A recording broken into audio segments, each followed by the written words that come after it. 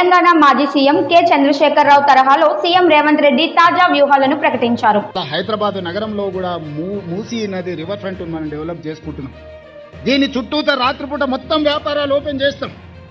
పొద్దుటిపూట పని చేసుకోవడమే కాదు, రాత్రిపూట పని చేయడానికి కూడా మూసీ నది ఒడ్డున రెండు వైపులా రాత్రి మొత్తం వ్యాపారాలు జరిగేటట్టు హోటళ్లు, వ్యాపారాలు, కూరగాయలు.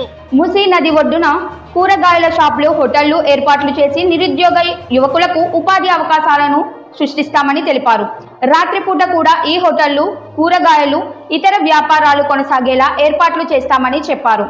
పంటలు, టాక్సీ అన్ని చేసి మొత్తం లైట్లు పెట్టి బ్రహ్మాండంగా పెట్టి నిరుద్యోగ యువకులకు ఉద్యోగ ఉపాధి అవకాశాలు కల్పించి శాంతి భద్రతలను పటిష్టంగా అమలు చేసి పొద్దుపూట కష్టం చేసుకున్న వాళ్ళు సాయంత్రం పోతే కూరగాయలు కొనుక్కోవాలనుకున్నా, బట్టలు కొనుక్కోవాలనుకున్నా, పిల్లల్ని తీసుకెళ్లి ఇంత హోటల్లో మనం ఇంత మంచి భోజనం పెట్టించి మొత్తం అట్లా నగరాన్ని చూపించి రావాలనుకున్నా.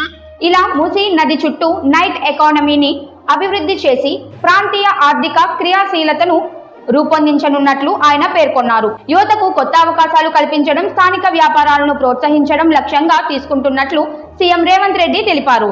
ఈ రోజు మొత్తం ఇదంతా అభివృద్ధి చేయాలనుకుంటున్నాం. దీన్ని నైట్ ఎకానమీ అంటారు. పొద్దుటిపూటనే కాదు, రాత్రిపూట పరిశ్రమలు ఎట్లయితే జరుగుతున్నాయో నైట్ టూరిజంని కూడా మనము, లేక్ టూరిజంని కూడా మనం ఇవాళ డెవలప్ చేయాలనుకుంటున్నాం. అందుకే